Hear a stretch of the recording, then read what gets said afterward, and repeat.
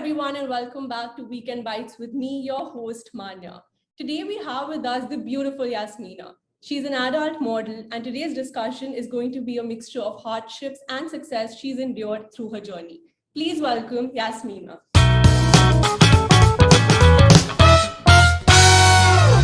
Hi, Yasmeena, how are you? Hi, Manya. Thank you so much for inviting me. I'm really happy to be here and to finally get a chance to talk with you and have the opportunity to share a bit about my journey. Of course. So let's start with you introducing yourself to our audience. So my name is Yasmeena. I am, as you said, I'm an adult model. I also do boudoir shootings, and I also am a content creator. And from time to time, I also write. Okay, all right. So moving ahead, if you talk about the adult industry, how has your experience been working in the adult industry? Tell us about the kind of struggles you faced.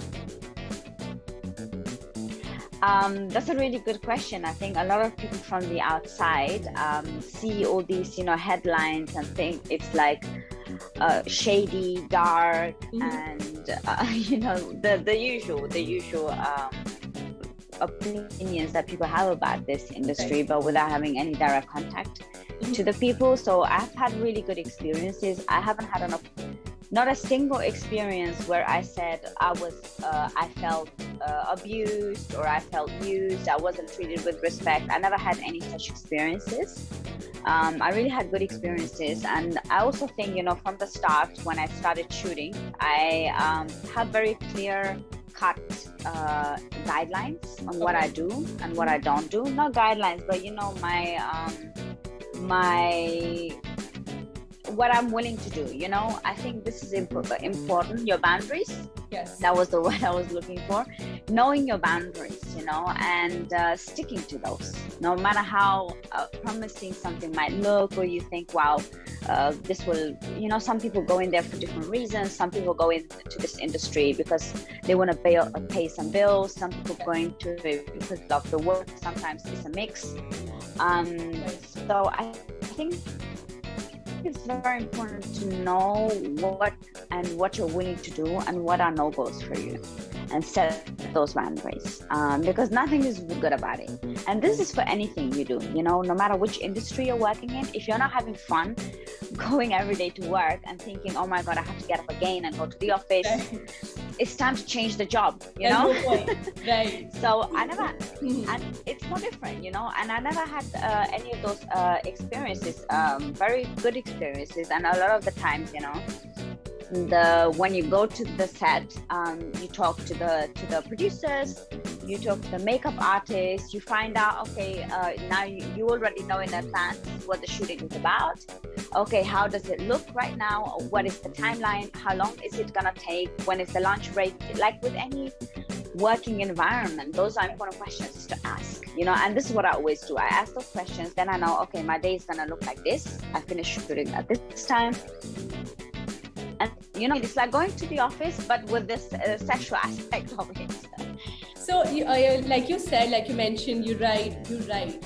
So is it like a journal? Yeah. About your boundaries, about the industry? Do you also write about that? What I do is, I do have actually, like in my notes on my phone, I write about certain experiences, how it was, when I learned. For example, a friend of mine recently, he's in the adult industry too. He does a lot of podcasts. Not friend, but professionally, we know each other online, and he invited me and we talked about our work. So this is one way of me speaking my thoughts. Okay. But of course, when you write them, it is different. And this is something I definitely want to do more of, like also do more writing alongside what I'm doing. Okay. I think it's important for people to now with the current climate, there are a lot of people who have opinions, a lot of regulations that people want to implement and also censor, at the same time. They say they want to protect a certain group and then they censor another group and criminalize the group, Right. So there is no middle ground where everybody wins. And I think it's important coming from the industry to write about such things. And this is what I'm writing about it in my notes, and I'm thinking about, writing more of that somewhere in a blog or so. So right now it's kind of like private, but you want to make it public at some point. Yeah, from time to time. I mean, I do write about it, when people invite me for their blog, or, for The Spectator, I wrote an article about my background and my experience. I'm not sure, the newspaper, it's well established. I wrote it for the American version, and I think I'm just going to write more of that as well. I mean, I post about it in my tweets, but the tweets alone, you kind of summarize your thoughts in just a few characters. So a lot of different opinions, both positive as well as negative, come up regarding the pay in the adult industry. So since you've been, been a part of the adult industry for so long, what is your say on it? Regarding the pay gap, I think, it's the only industry where men get paid less. Oh, really? Women get paid, yeah, really. And I have to say, I have noticed this, when you look at the amount you get for scenes or photo shoots, women earn more than men. And I think this is sad too, because they're hard workers. When I look at the content creators, the actors, I'm like, why shouldn't he earn the same for the same? You know what I mean? I feel bad when I see that. I feel like now they know how it feels for women too. You know what I mean? Like understanding, empathy for the other gender. And I think it's really the only industry where really women make more money. And that's the experience I've had. And that's the experience other people have had also that I know of in the industry. And I think a good thing, at the same time. Yeah, it is absolutely. Yeah, absolutely. It's really, I do see it as a good thing that you get paid what you what you get for the work, and you shouldn't get less than the guy. Yes. I just think, for a lot of industries, women do so much work, with all the other responsibilities that they have to have, and they don't have the care, the childcare in many countries, paid leave to take care of the kids, but also not to lose their job. And then when they climb up higher and they're in senior positions, you see less women. And then when you see those women, they don't earn the same, because there is this gap. Yes, and I think it has a lot to do with misogyny. Yeah, it has to do with misogyny, and I think more women, when look, you got skills to offer, and you have the passion, and you can prove it, with your skills, your experiences, and you fight for it. When you deserve a pay rise because of the work you've been delivering, don't be afraid direct regarding this. And I think I've had the experience from friends. I mean, I've heard it from them where they're like, should I ask, or I'm okay, or does it look like I'm being greedy? I'm like, look, to hell with that. You got this. You got things you can show your CV and prove it, and will fight for yourself. I think gender has no role to play. And if it doesn't work, you know what? Yeah, that's it. There should be no, what is the difference between a male and a female engineer or a journalist? There is no difference. More. Absolutely. But unfortunately, a lot of women are not appreciated. They are just sort of told to just, they're given the smaller jobs, the not so important jobs. And then when you show teeth, when you show you're fierce, you are the boss lady and you can get things done, then they kind of call you, a witch, or you're cold-hearted. So you can never win against I think you should be strong when you're working, you have the skills, you should be upfront. Yeah, absolutely. I don't see anything. Yes. Absolutely. When I see something, I'm like, okay, this is the work that I'm doing. And if it's a niche, or if it's something out of the ordinary, not something I usually do, but I'm like, wow, okay. I calculate the financial aspect too, because I'm like, okay, so if I'm doing this shoot, that means this is what the photographer intends to do with the shoot, and this is what the outcome will be for him or for her, mostly male photographers, when they sell the content. So I'm like, okay, then I need to calculate my fees based on that too. There is a difference between a portrait photo, the how much you get for it, how much you sell those sets for, and one with an injury, you know. There's you show more, you pay more, you know. That's what it is. That's how it should be. I think you should be afraid of that. That's how it should be. Absolutely. So let's talk about your roots. You're from Afghanistan. You spent part of your childhood in Afghanistan. So what was the reaction of your family and close ones about you getting into this industry? You know, I don't have any contact with my family, and it was because, you know, they're very religious, very conservative, and they were against me choosing to stand up against forced marriages, because I didn't want to be forced married. And that's when I left. So that was just the beginning, and that was before the adult industry. That was before me modeling, and that was already something that was like outrageous. Like, how could a girl decide to marry who she wants to marry? I mean, you see these situations also in India, where you go against your parents and you are the enemy, and because you don't want to be married against your will, and often it's the case for Afghan families too. And I was like, no, this is not going to be my life. I'm not going to end up being married to somebody who I don't like, who is just being presented to me, that I don't have the chance to explore the world, none of this. And then I'll be stuck, and then I'll have a child, and then, you know, when you're amused in such a relationship, you have the child, you're trapped. Actually, you're really trapped. Yes. Yeah, and it's difficult to get out of it, because then when they get your child, I've seen documentaries on this, where this one girl, they took away her child, you know. Oh wow. And it was very sad, because it was like, yeah, that's that is do I want to end up in that situation, you know? So I had already thought about those things. And that's when I decided, you know what, it's time to leave and lead my life the way I want to lead my life.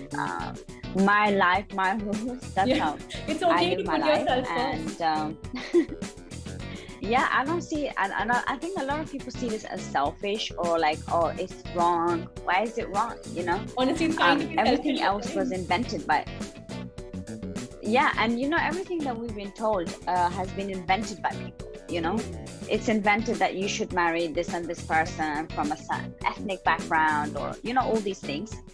When you think about it, where does it all come from? It's just people made it up, you know? Things happened in history, it was then passed on, and just generations on. Generations. People did the same things. Yes. Yeah, exactly. So they just carried on the same practices. Yes. And then one day somebody says, you know what, I'm not going to carry this on. You know, I'm not willing to be a sacrifice for this. And that's exactly what I did. So that was already something that they were against. And since then, I decided, you know what, there is no point for contact, because, you know, there are certain things when people don't care about you as the child, no matter how different you are, how you lead your life. If the love is not there, then there is no basis for relationship, you know. And that's exactly how it was, sadly. But it was definitely just not even a clash of opinions, but it's just you know, how would you feel if somebody tomorrow tells you, okay, you live your life this and this way because I believe in this and this? And why should you accept that, you know? Right. If tomorrow somebody comes and tells you this and then says it's love because they care about you, it's control. There is a difference, you know? And that's the thing. So I think it was just more than a clash of opinion. It was a clash of civilization, I think, and identities in this case. Okay. So, I mean, I can see as well, but would you say talking about your family is an emotional topic for you to cover? And if you ever had a chance to speak with them again, would you? I would say it's not emotional for me, because that day is already past where I was emotional. For me, it's just tragic in the sense that it didn't have to be this way. Yes. But they decided it would be this way. I'm a very peaceful person, you know. I just say let live and let live. Leave somebody in peace and live in peace. You know, this is my philosophy. And that's good philosophy to live by.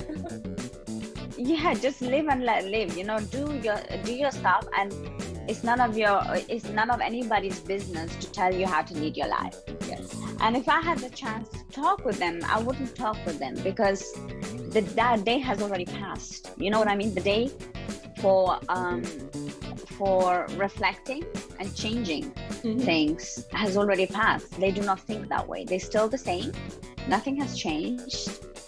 And there's nothing, there are a lot of the times when you see abusive families and you see abusive relationships around the world, you cannot go back to the abuser and then kind of have a conversation, because the moment has passed because when somebody is treating you like shit based on their beliefs, they're the ones who should make up and reach out. Definitely. And ask for forgiveness, but it's sort of like, I am the girl, I am the woman, I am at fault because I decide to live my life this way. In general, just not wearing the headscarf and just being with somebody who I love and not following the traditions and the religion. This is already outrageous, like provocation. And I think there is no basis when there is no basis for respect and dignity for the other person and love. When these things are not there, there is no relationship. There's no you cannot build a foundation on something where there's no love and respect. So I think it's great that you decided to live the life you wanted to. I can see you're more happier than you would have been if you would have followed the rules back then. I mean, if I was, I wouldn't have been happier because I wasn't happy. Yes. I mean, when I look back my childhood, I didn't really have a very beautiful childhood. I mean, there was some beautiful moments, but it was just like me by myself. And most of the times I've seen the women, I've seen the way they were treated. And I always thought, do I want to end up like this? There is no happiness in that life, when you live in such a community where you have to follow strict rules, this and this and this, your identity is stripped. You cannot just go out as a woman and say, you know what, the kids can stay at home. I will have a nice time with my girlfriends, going to a restaurant. This doesn't usually happen unless it's like, okay, you have to come back home at 8 o'clock. And, it's like this controlling behavior. A lot of restrictions, and then there is no way you can be happy about that. You try to believe, okay, you are trying to be grateful for everything you have, and you try to justify the treatment. You try to say, okay, I'm grateful for this, I have an opportunity to live here, but then still you are terrorized mentally. And then you try to justify this, and that just shows you that a lot of women have a lot of resilience. They have a lot of strength, even in dark times. So even when there is no hope, they try to live every day as if there is going to be hope. And I think that's I have experienced this, and I think it is possible for any woman to just come out of that. But I would never go back to the past. Okay. So, a lot of commotion has taken place in recent times about Taliban, considering you've also been there through that phase. So what do you have to say about that? What is your take on the subject? With the Taliban, I'm not very surprised because, when you look at the last 20 years, there were always clashes with the Taliban. They still had a very strong presence, and they threatened girls, they threatened schools. I mean, just look at all the terror attacks in the last, let's say 5 years, let's say last 2 years, you'll still find a lot of terror attacks. And the way now with the events unfolding, I'm not surprised, and I don't buy their inclusivity as they try to paint their government, their regime. I wouldn't even give them the credit of a government. Yes. But they try to paint themselves as champions of women's rights within limits. What that means is that they tell you whatever they want, and you have to live your life that way. So it's the same concept, what I went through. And in the 1990s, it was no different, everything I'm seeing right now, for me, is just like a deja vu. I see it and I'm like, you know what? Nothing has changed. They will not change. The Taliban are not going to wake up one day and say, we are for women's rights, we are for gay rights. They're not, don't buy them don't believe them, and they will create a lot of problems, not just for the country, women's rights, and for the minority rights. Also against, if you're the wrong religion, like Sikhs and Hindus, yes, who did have a presence, who are leaving the country because they are in danger. Yes. And I see the news also with Absolutely. Or if you're the wrong faith, if you're the wrong sect of religion, let's say if you're a Hazara, you're Shia Muslim, it's not looking good for you in Afghanistan. And what this means is just for the country alone, it's a problem, but it's also a problem for neighboring countries like India. You know, it's gonna be a big problem. Yes. How old were you? And when I see this coming, and also for Europe. When I left, I was around 9. Okay. Wow. Around 9 years old, yeah. Okay, so where did you move? But I do remember Mm-hmm. so we did spend some time in Pakistan too, because of Okay. relatives there. So we did travel there. But for the how we moved, so we went to Iran, and then from there we took a flight, and we left. We went to UK, to London. It was a long journey, you know, between Pakistan and Iran, and going through this path With your family. with my family, exactly. And then we arrived in London. I think it was around, the reason why I think it was around summer 2002 Mm-hmm. is because that's when I had my school certificate. So that's the earliest school memory I have, and Okay. it was because of the school in the UK, in British school, where I had a certificate for learning English. And it said Okay. 2002, and that was like the earliest certificate it was around 2002, I would say. Okay. So, to quote one of your posts on Instagram, on this day 8 years ago, I escaped forced marriage, foreseeable rape, a dark cult, and an oppressive misogynist life. Could you tell us a little about your struggles? Yes, thanks for bringing that up. I made this video I think it was last year. I think I made this and I always use this video also just to show the difference, you know, with the headscarf and without the headscarf. You see how it changes your views, you know, like you see how you feel as a person. Just imagine wear the full veil, the burqa. Your identity is already starting to change, you know. Yes. So yeah, 8 years ago in 2003 is when I left. You know, I escaped attempted forced marriage. It was it was about to happen. So Okay. before the boy was chosen, no way I mean, because it's like every girl that I know in the same in the community gets married early, like 18, 19, 20 years old. Wow. When you get past 20 and you get married, you're starting to be old, considered old and not good material. And that it's like when you're near 30s, that means you've already reached marriage age or past marriage age, and that means you're no longer an acceptable bride, you know. So That happens. yeah, that's the thing. So but the earlier the better, that's how it is. So they try to marry you as soon as possible, like get rid of you, you know. And this is what's going to happen to me, which means then you get married against your will. You have sex against your will. Yes. Because imagine you don't want to have sex. What happens if you say to a man from this environment, no, I'm not gonna have sex with you because I just don't feel like it. I don't have to have any reason, you know. But he may not accept this, and then what happens to you? You get beaten up, you know. I once asked my mother, what if you say no to the husband if you want to have sex? She said there is no. That's what she told me. Mm-hmm. No does not exist.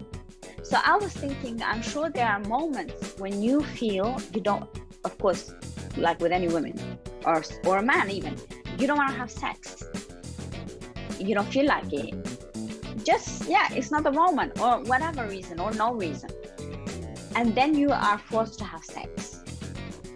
You kind of just accept it because do you want to get beaten up? Mm-hmm. Or do you want to just, okay, have the sex, it's over, and go through that horror? You know what I mean? It's both. It's like it's marital rape. Right. And Like a lot of people don't both accept sides. that this exists. Yeah, basically. And I knew this was gonna come, so I was like, that's really motivated me to leave. Okay. Because I did not want to end up that way. You know, it's very traumatic for a lot of women who are in such situations. And it's better to leave before. Mm-hmm. Is that when your journey as a model later on began? How did you begin your journey as a model? So I had explored more about my surrounding, traveled a bit, and then I started to take photos because I love photography. Architecture, portraits, streets. So that's how I started. And then I was like, oh my God, I love taking photos of people. And I was like, okay, I need to maybe try out more with my tripod selfies, not really selfies, but putting on a tripod, having a mirror there and the light and just seeing, okay, how does it work? Posing.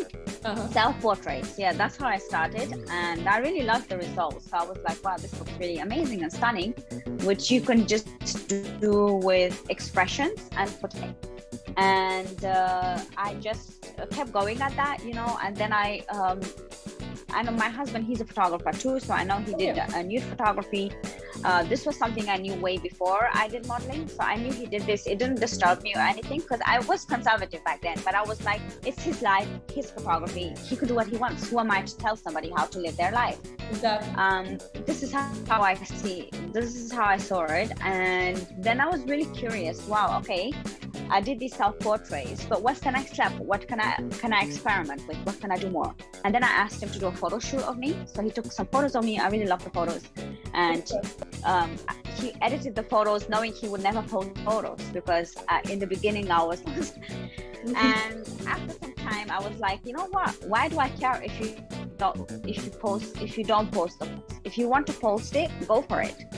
It's a beautiful photo. And that was the moment where, because I was afraid, like my face is going to be on the internet, living in fear. This is how it was for me in the beginning, being careful. And then I realized, you know what, hell with that. I cannot live always in fear. I don't care about that anymore. If somebody sees my face, so what can they do, Yes. So I said, okay, you can post my portrait photos. And then we did some lingerie shots, some boudoir shots. And I really liked the photos. So I was like, oh, how do the photos compare to? And I found it very liberating, and then I just went on with it, and then regards to adults, that was very, that was thanks to Twitter, and to social media, because I was following a lot of models and I saw some of them doing adult content and I was like, wow, that's amazing. Let me see these companies that are doing this, because I always wanted to know more about my sexuality. So I just checked out the sites and I read about them because I always do my research on the companies, who they've worked with, what people say online. If you just write a company's name and Reddit and different bloggers sites from models, you will find out what experiences they had with those companies. It's important to do that, to do your research before you're entering any industry. Yes, absolutely. Or as you say, any kind of work. But if you know a company has a bad reputation and you haven't searched it, why are you going to go there? You're only going to have bad experiences. Yes, because the culture is toxic, So I just Googled the companies. I contacted some agencies because I was like, if I'm going to do it, I'm going to do it properly. I'm going to contact some agencies first. I'll go through the channel, the very standard channels. And I wrote to some agencies. I told them, I sent them some photos of me, like full body photos from the side, so they see how you look. Yes. Without makeup or anything, just you naturally. And because then so it's not, they see how you look. And I don't have a problem with sending photos without makeup, most of the times I'm without makeup. So I sent them photos. I told them where I'm based, what I've done so far, and what I will do. So my boundaries. Yes, the boundaries. And what I won't do. And then they told me, okay, we can offer you this and these shoots because they're within your limits.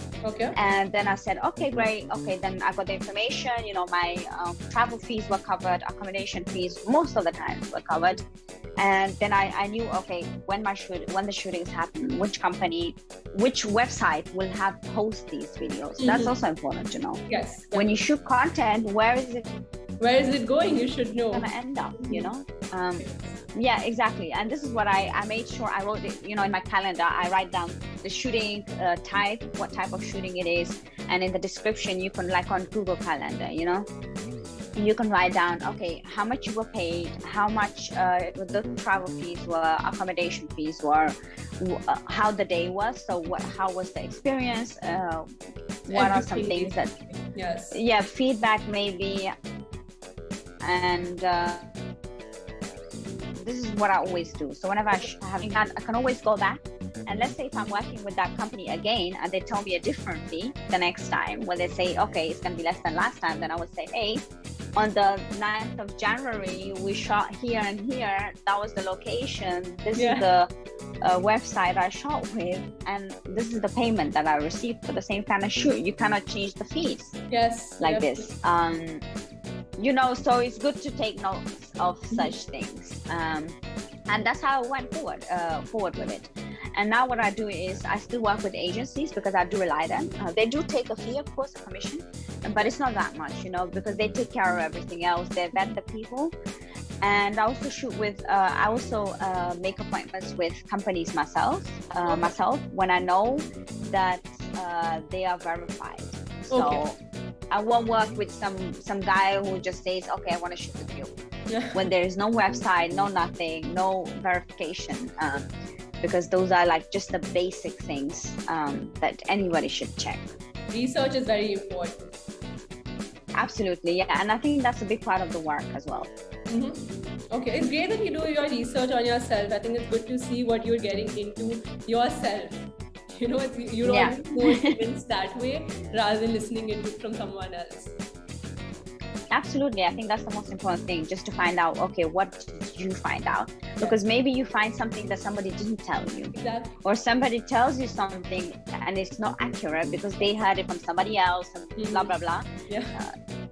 Hearing it from other people is one good source, but also checking online what is out there. And what can you do? Who do you work with?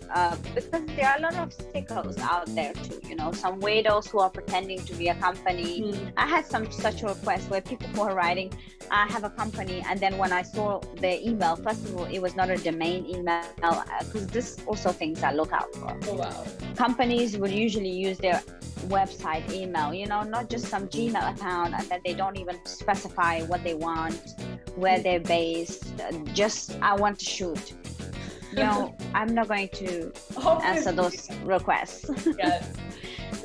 Yeah. But it's just for all the women out there who sorry to interrupt you. No. I just said this is just for all the women out there who want to do modeling, get into any kind of work. Always somebody just double check, do your research. Your research, yes. I think everyone should definitely listen to this one. With research, I think, like you said, there are a lot of people out there who are not right. You know, so you should look out for yourself. Definitely. Absolutely. Definitely. So is there any one thing that you could change, you know, throughout your journey or up to your life till now? What would it be? I wouldn't change a single thing. And I know this sounds very funny because a lot of people would either answer this way or say they would change something. But literally, I would not change a thing, because if I change something, that means I changed the person I am today. And I am the person I am today thanks to all these, you know, struggles, failures, mistakes, all these things, as well as successes, you know, just a mixture, everything in one. This made me who I am today. So I don't think I would change anything, because it would just mean that I'm not happy with my life. And that's not true. I think I'm grateful, you know, to have gone through all these things. Even if they were terrible, you know, I won't change that for somebody else's life, you know, because I am strong. I know what I'm doing. I know what I want, where I myself, and I don't see how changing my past brings anything. You know what I mean? It's just it would make me somebody else I'm not. I think it's just it's not being honest to yourself. Absolutely, yeah. The struggles, the success that you face. If you didn't go through those struggles, maybe you wouldn't be here.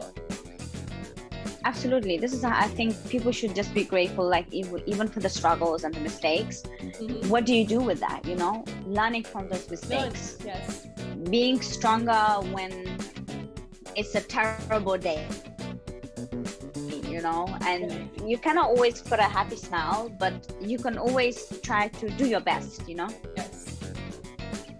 Yes, right. So are there any causes or non-profits that you believe in or are a part of? There are some, but I won't name them here because they are just, you know, that I'm closely working with. But you know, I do believe in. I'm sometimes conflicted with United Nations, what they stand for. I mean, the programs, you know, for flooding, for COVID, for women, I do in those programs. But sometimes when I see the Human Rights Council who's sitting there, I just feel like the message, you cannot on the one side stand for something and on the other side turn a blind eye to certain things. So I'm really conflicted with those, with organizations like United Nations. But the kind of organizations that I like, UNICEF, for example, is also it's a good organization, I would have to say. I do like Jane Goodall for animals. I'm vegan, so I also support a lot of vegan animal rights organizations like Sea Shepherd, for example. PETA, I like what they're doing too. I just find the videos very difficult to watch on their social media, but I think what they're doing is very, very, very good. And I know a lot of celebrities, you know, do posters for PETA and for other organizations, you know, to raise awareness. Right. So do you identify yourself as a feminist? Because people have different opinions on feminism, you know, a lot of different opinions. So what is the definition of feminism for you? For me, I am a feminist, and I'm proud to say I'm a feminist because I stand for myself and for women. It means standing. Feminism means it's a movement towards for women's human rights, but also social rights. So, for example, you know, in some countries like in Afghanistan, it's more the human aspect, you know, where women have no human rights, basically. And then in Europe, you have where women do have basic human rights. You know, we can go to work, we can vote, but then you come on the social level, you know, like the pay gap, like things like Me Too, you know, where people get away with harassing women, just commentary, sexism, everyday sexism and discrimination that is kind of like under the rug, sugar-coated, and then we are told we can vote and that's okay. Like we can vote and we should be happy with what we have, but this is not about this. You know what I mean? I mean, when one woman out there is discriminated against, that tells me that feminism is needed, even if it's for one woman in the world who suffers. Even if I have more rights than her, it still needs to exist, because I mean, I know there are different movements within feminism. You know, I'm not part of those movements. For me, I just take myself out of those crowd mentality. I think that's what it is, because, you know, you have some feminists fighting against adult industry, you have some feminists fighting for adult industry. Yeah, that's why and I'm just like, opinions. A lot of different opinions. For me, exactly. For me, it's just me standing up for human rights, for social rights, and for respecting a woman's choice to do what she wants with her body, whether it's having a child or not having a child, whether having abortion or not having abortion, or sex work or not sex work, where it is not based on an ideology, where people are like, okay, you have to cover up because of this and this and this, you know. I don't buy into any of those movements within the feminism movement, because I feel like it's just toxic. I mean, I don't see there is a connection. I don't see people coming together, women coming together and saying, let's lift each other up and, you know, spread some positivity. Appreciate another woman when she's, you know, when you see a strong woman, see that as something positive, you know, be inspired by her, but don't look down. Definitely. On her, because just because she might be more privileged, you know, you cannot do everything. Not every time privilege is within your control. You know, you might be wealthier. Right. Exactly. I feel like people just want to always be victimized. I feel like people always want to use the victimhood, and we've all been through that. But it's past. What do we do with it now? You know, this is the next step, and I think like we haven't reached the next step. We are just kind of stuck. And it's always like pointing blame on others and saying, okay, you are wrong and you are wrong. And there is no cohesive movement, you know. It's just splitted and over small things, you know, bickering about the smallest things instead of saying, okay, those are the problems within Western societies, richer societies, those are the problems in poorer countries like Afghanistan. How do we come together that they have the same kind of rights that we have, or what can we do within our society or within our company or government to make it easier for women to you know, work and to have kids without a husband. You don't need to have a husband, but you know, to have a proper programs in place, and you already have those programs, you know, to a certain extent. It's just the everyday discrimination. But I feel like people are just like, I am the most oppressed, you are the least oppressed, and you know, it's just like, it's making everyone, you know, when people look on feminism, they just see this, they just see the negativity, they just see like we talked about Me Too, you know, and then the same people are not really fighting. I don't see that much of support for Afghan women, you know. It's you know, I see it there, you know, the same people who were fighting for all these you know, for the pay gap and for discrimination and sexism. People were on the streets. I saw a few protests, but they were mostly from Afghans, you know. Mostly Afghans were at these demonstrations.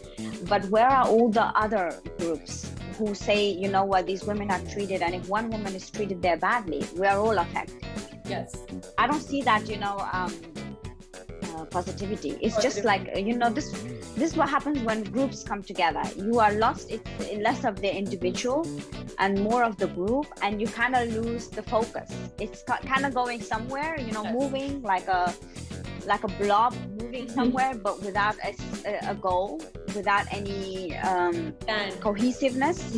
Yeah, and it's just like some fires here, some fires there, and that's it. That's how I feel about the feminism movement. I would say I am a feminist because I believe in those ideals, but I don't classify myself as an intersectional feminist or this kind of feminist or that kind of feminist, because for me there is no other kind of, like, for me it's just like, you're a feminist or you're not. You believe in women's rights or social rights or not. And it goes without saying that if you're I don't know, a black and a woman, you will be feeling you might be discriminated differently than a white woman because of your race. This goes without saying, you know what I mean? I feel like people just want to always create new labels, just to say I'm this kind of people. Yeah, that's it, just to say I'm this kind of a feminist. No, I am a feminist, full stop. That's how I see it. So like you mentioned about feminism in Afghanistan, so when you moved to London, you know, what kind of changes you went through there? And where are you based now? What is it like over there? So I'm based in Central Europe, and regarding what my impressions were when I moved to London, I would say, you know, I was really amazed. Like, I remember the food in the plane. It was really nice, and it was so different, you know, because you're not used to having those kind of cutlery and this kind of. There is no, like, you know, you do have hospitality in Afghanistan. This is a big part of the culture, but there is no, like, you know, it's a different level, you know, it's a different kind of a culture approach to hospitality. It was nice. I could relate that to this, but I was amazed by how everything was in place, you know, how clean everything was. When I landed, I looked around and I was like, wow, all these buildings, there's no explosion, no funny men dressed in funny clothes with guns. You know, this is for children. It's not a good image, you know, for kids. When children see others with guns and violence, you grow up with that. It's deeply ingrained. And coming out of that cycle of violence, it's a struggle. It's a long journey.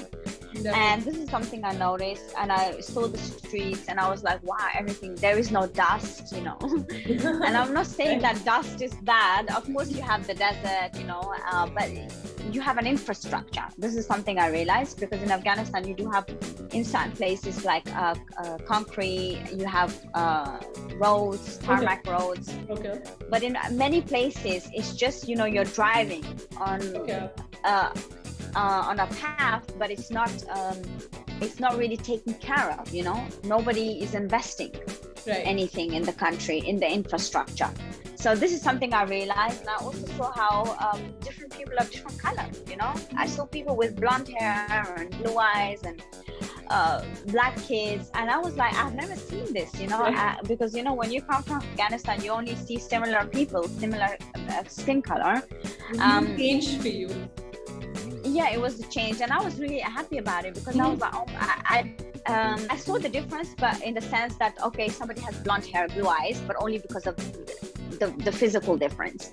But I didn't feel different. You know, when I went to school, I had lots of friends from different backgrounds, ethnic backgrounds, you know, Hindu friends, Christian friends, Muslim friends.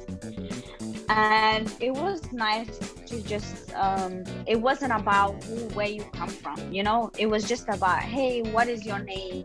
What do you like? What do you know this? Do you know that? I feel like it was more, I don't know, positive, you know. As adults are more, I think, you know, kids, when they're racist, they learn it from their children, they learn it from their parents. That's, the parents teach children to be, you know, different towards other kids.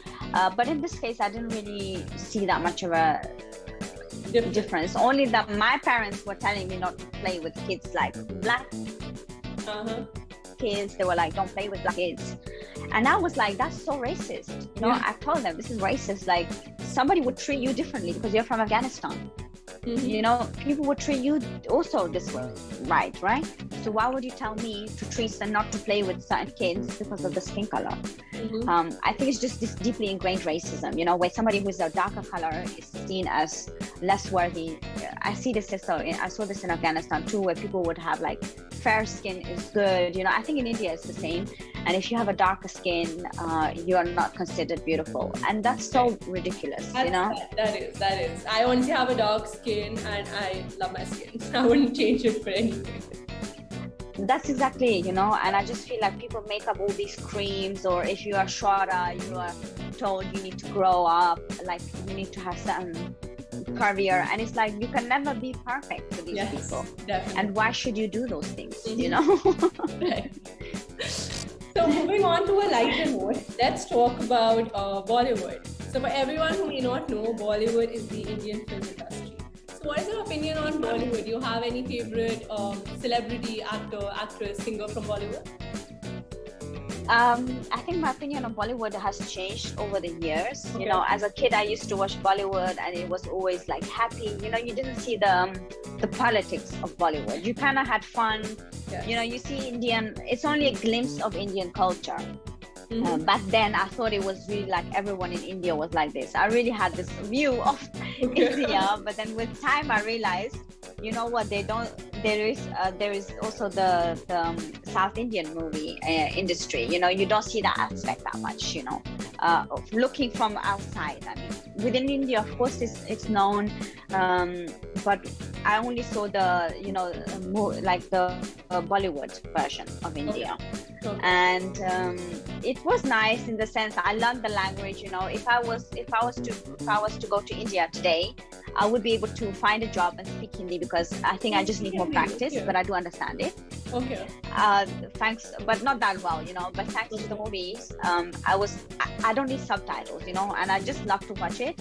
And sometimes, you know, when I watch Punjabi movies, it's a little bit more challenging, you know, and then when you go to Tamil, it's like, okay, I don't know anything, which is really bad, because I only know one part of India. But I would have to say I have really good views on India, and on Bollywood. Let's stick to Bollywood. It was really, really good. And then over the years, you know, I saw the way that some women were treated by the industry, the way they made fun of certain people. You know, I don't like. I forgot Rocky. You know, I'm not a fan of Rocky. You know, I think she was in Big Boss, or maybe I'm saying her name wrong. Rocky. I'm not sure. Yeah, exactly. I'm not a fan of her. Yeah, she was in Big Boss. I'm not a fan of her. You know, I don't like her style. It's not me. You know, she's funny, she's humorous, she's positive, and I don't know why people would go and to vilify her. You know, I saw the comments. I see the way people portray her, even if you don't agree with her. You know, attractive in the sense what you find attractive. It's different, you know, or you like her movies, and it's okay. But I think you shouldn't just turn her into a monster. You know, I felt like this is what people were doing. And also with the increasingly where I saw some Bollywood actresses taking part, like regarding skin color, taking making ads where they promote like fairness creams. So I was watching this too. Yes, skin lightening cream, because I did have access, you know, when we had satellite, we had access to Indian television. So not just the movies, but the series and the ads.